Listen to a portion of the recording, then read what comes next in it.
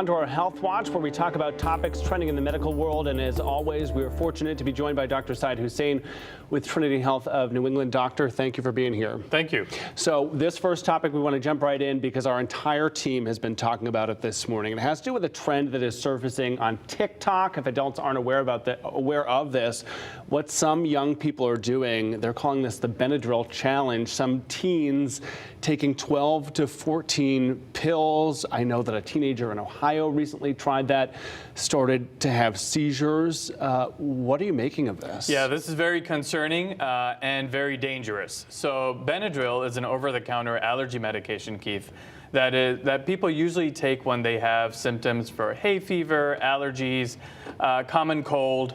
And what the challenge currently viral on TikTok, and this originated in 2020 when FDA issued an alert after there was a teenager death in Oklahoma, is basically teens are encouraged to take as many pills as they can tolerate to start hallucinating. And they record this live. But this is extremely dangerous because this medication taken in large quantities can cause seizures, can cause heart problems, coma, and even death. We have a tragic death out of Ohio of a 13-year-old just yesterday.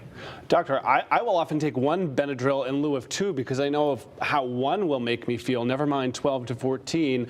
I like to empower parents when I can. What's the message to parents in all this? I think perhaps what was scariest to me is that this is something that a lot of folks have in their medicine cabinet right now. That's right. And the important thing is making sure you have a discussion with your teenagers. This viral challenge is aimed mostly from the age group of 12 to 15. So make sure you have a discussion with them and tell them, inform them of the dangers posed by this challenge, and do not attempt this challenge. It can cause death. It is a scary situation there. So spread the word. If you're a parent or a grandparent, beware of all of that. Want to switch to a topic now that you and I have talked about for years at this point, COVID-19.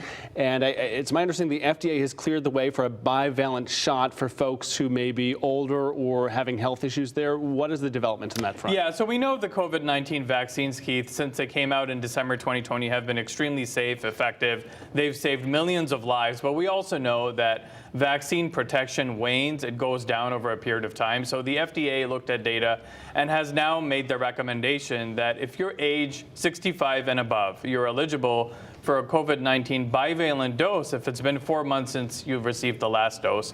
And if it's been more than 2 months since you received the last dose and you have a weakened immune system, you are also eligible as we enter the spring season.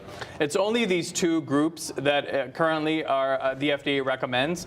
For the larger population, the FDA will weigh in sometime in June. Now, the next step in this approval process is the CDC making a decision we expect today to approve so that these individuals in these groups can start receiving the bivalent vaccine. And just because we have a couple moments left, last time you joined us, you were on your way to a men's health forum and fair last weekend. How did it go? What were the big takeaways? Yeah, it was great. There was a lot of good questions from the community. Men's health is community health, yes. And it's important as men that we take care of our bodies. We have a primary care doctor. We see a PCP every year and get those age-appropriate screenings done, including cancer screening. So it was a great event. Dr. Hussein, always great to have you in-house. We will see you next Wednesday morning. Thank you.